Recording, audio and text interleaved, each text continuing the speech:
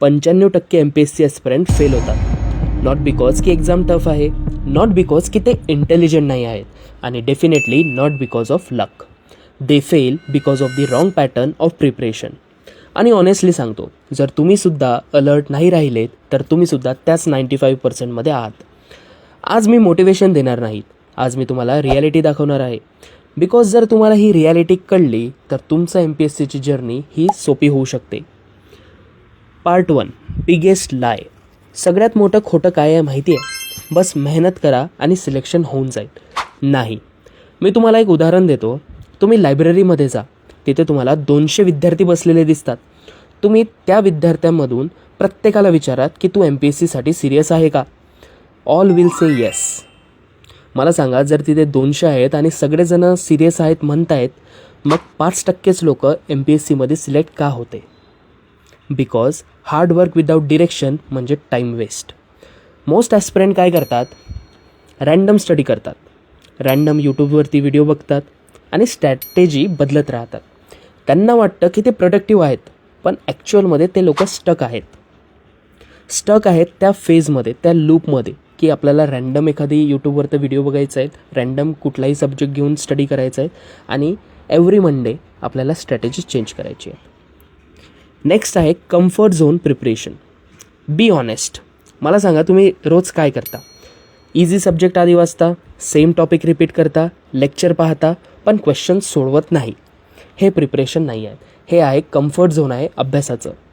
Real preparation म्हणजे काय असू शकते की PYQ सोडवणे. तुमचे PYQ चुकले तरी तुम्ही PYQ सोडवता, ते मॅटर करतं.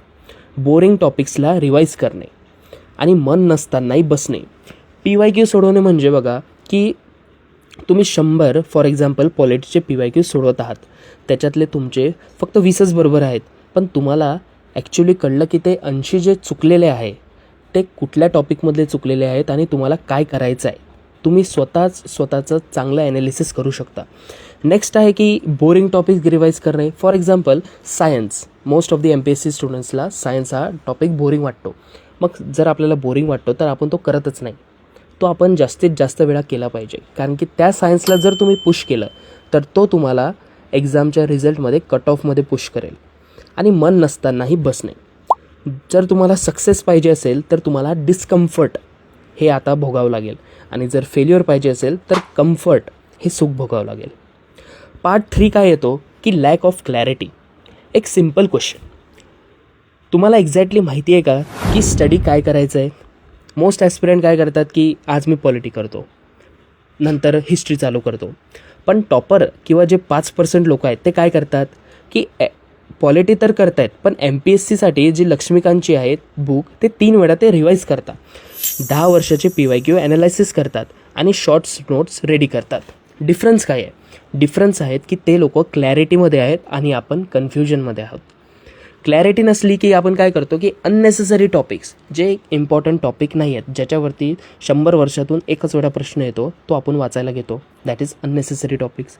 इम्पॉर्टंट जे टॉपिक्स आहेत, जे प्रत्येक महिन्याला टॉपिक इम्पॉर्टंट आहे, प्रत्येक कुठल्या ना कुठल्या एक्झाममध्ये ते येत आहेत, ते टॉपिक आपण मिस करतो आणि असाच आपण टाईम वेस्ट करतो. नो रिव्हिजन सिस्टीम हा बिगेस्ट रिझन आहे फेल्युअरचा. तुम्ही स्टडी करता पण रिवाईज करत नाही. लिसन केअरफुली. रिव्हिजन नाही म्हणजे स्टडी नाही. ब्रेन काय करतो की एक दिवस वाचलं तर तुम्ही संध्याकाळपर्यंत 50% विसरता, एका हप्त्यात तुम्ही 70% विसरता. म्हणजे काय तर तुम्ही रोज नवीन शिकत आहात आणि जुनं सगळं विसरत आहात. तिथेच 5% जे लोक आहेत, जे टॉपर आहेत, ते काय करतात? फर्स्ट रीडिंग करतात, सेकंड थर्ड रिव्हिजन करतात आणि त्याच रिव्हिजनला PYQ सोबत इंटिग्रेशन करतात. आणि ॲव्हरेज ॲस्पिरंट काय करतो, जे 95% फेल होतात, ते काय करतात की एकदा तुम्ही लक्ष्मीकांत वाचली की संपलं, पुस्तक बंद. Content overload.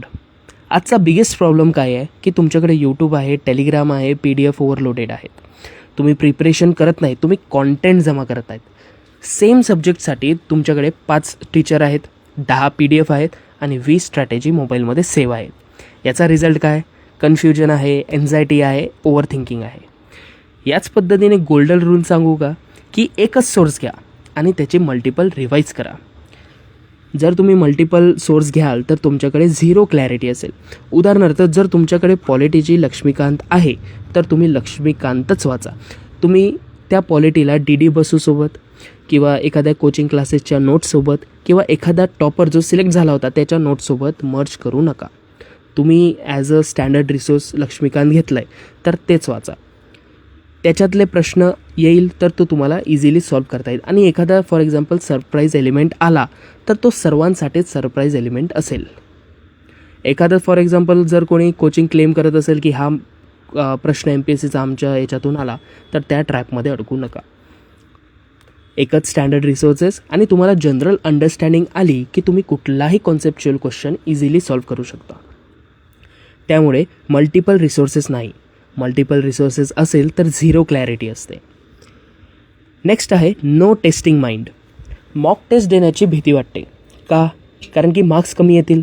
पण ऐका, टेस्टमध्ये फेल होणं सेफ आहे, पण जर तुम्ही एक्झाममध्ये फेल झाले तर हे डेंजरस आहे. टेस्टमध्ये तुम्हाला काय माहिती पडतं की तुमचे वीक एरिया कोणते आहेत, तुमचं टाईम मॅनेजमेंट कसं आहे, तुमचं सिलेमिस्टेक कसं आहे. बरोबर. आता बघा, तुम्ही पॉलिटीची टेस्ट दिली, त्याच्यात तुमचे 50पैकी 10 प्रश्न बरोबर आले आणि 40 चुकलं. ॲटलिस्ट तुम्हाला ते 40 वीक कोणतं आहे हे तुम्हाला कळलं. तुमचं टाईम मॅनेजमेंट कसं आहे ते तुम्हाला कळलं.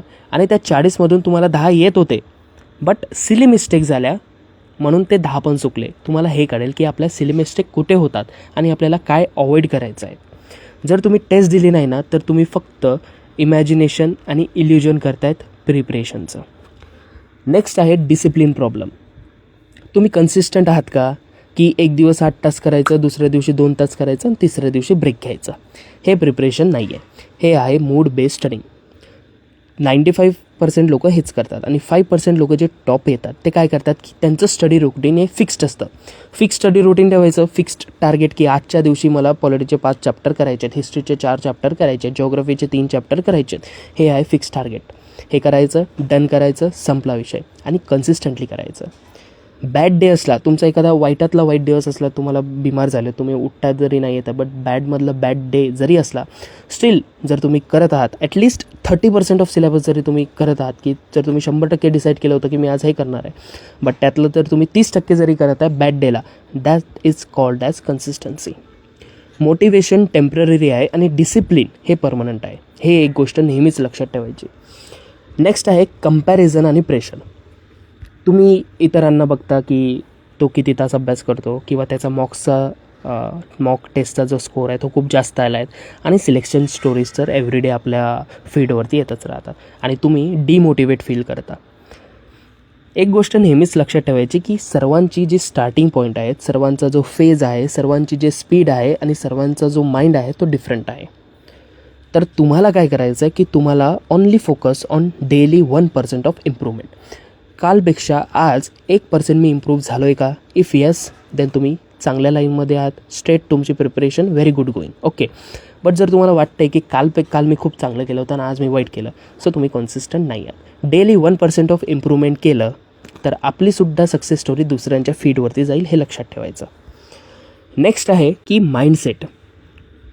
टॉप 5% जे लोक असतात ते काय वेगळं करतात की ते सिलेक्ट होतात? Nothing special. They just do basics correctly. बेसिक्समध्ये काय की limited resources. I told you की लक्ष्मीकांत पॉलिटीसाठी एक आहे तर एकच ठेवा. कोचिंगच्या नोट्स, डी बसूच्या नोट्स, टॉपरच्या नोट्स याच्याशी मिक्स करू नका. Multiple revision. पॉलिटी एकच आहे, लक्ष्मीकांत एकच आहे, 10 वेळा तीच बुक वाचा, त्याला रिवाईज करा. Okay, this is multiple revision. Third, PYQ focus study. PYQमध्ये व्हॉट दे हॅव आस्क्ड आणि what they are not going to ask यामधला फरक तुम्हाला कळेल. की जे विचारत आहेत तेच करा, जे विचारतच नाही आहे, 100 वर्षातून 200 वर्षातून एक वेळा प्रश्न आला तर मग नका करू ते. तो नाही आला ना 100मधून एक प्रश्न, तो तुमच्याकडे 99 क्वेश्चन्स आहेत, तो एक क्वेश्चन सोडून द्या, त्या एका क्वेश्चनच्या मागे नका लागू. 4, रेग्युलर टेस्ट. रेग्युलर टेस्ट द्यायचं, ॲनालिसिस करायचं, कुठे चुकतो आहे, काय बरोबर होतं आहे, काय वाईट होतं आहे, येत आहेत का नाही येत आहेत का, हेच करते. आणि लास्ट इज डिसिप्लिन. जर डिसिप्लिन असेल बस, तर मग कुठल्याही मॅजिकची गरज नाही. Only discipline and consistency is needed. आज तुम्हाला एक मी फायनल एक छान गोष्ट सांगतो की तुम्हाला मोटिवेशन नको आहे, तुम्हाला करेक्शन पाहिजे आहात. आणि जर तुम्ही डिसाईड करा की तुम्ही 95%मध्ये बसणार आहात की त्या 5%मध्ये बस, आणि सिलेक्शन इथेच होतं. जर तुमच्याकडे राईट स्ट्रॅटेजी असेल, डेली कन्सिस्टन्सी असेल आणि डे ड्रीमिंग नसेल तर तुमचं सिलेक्शन पक्का आहे आणि तुम्हीसुद्धा त्या 5% लोकांमध्ये आहात. आजपासून तुम्ही एक काम करा, तुम्ही रिसोर्सेस फिक्स करा, लिमिटेड रिसोर्सेस ओनली फिक्स, की तुम्हाला जिओग्राफीसाठी कुठली पाहिजे, हिस्ट्रीसाठी कुठली पाहिजे, महाराष्ट्र हिस्ट्रीसाठी कुठली पाहिजे, जिओग्राफी, पॉलिटी, इकॉनॉमिक्स, सायन्ससाठी कुठली पाहिजे, हे रिसोर्सेस फिक्स करा. रिव्हिजन प्लॅन बनवा, की मी फर्स्ट रीडिंग एवढ्या दिवसात करणार आहे, सेकंड रिव्हिजन त्याला एवढ्या टाईम देणार आहे, आणि नेक्स्ट इज PYQ सॉल्व, की काय मी केलं ते आलं आहे का, काय नाही केलं ते नाही आलं का, हे चेक करा. आणि एक गोष्ट लक्षात ठेवा, की stop preparing like majority, start preparing like a topper.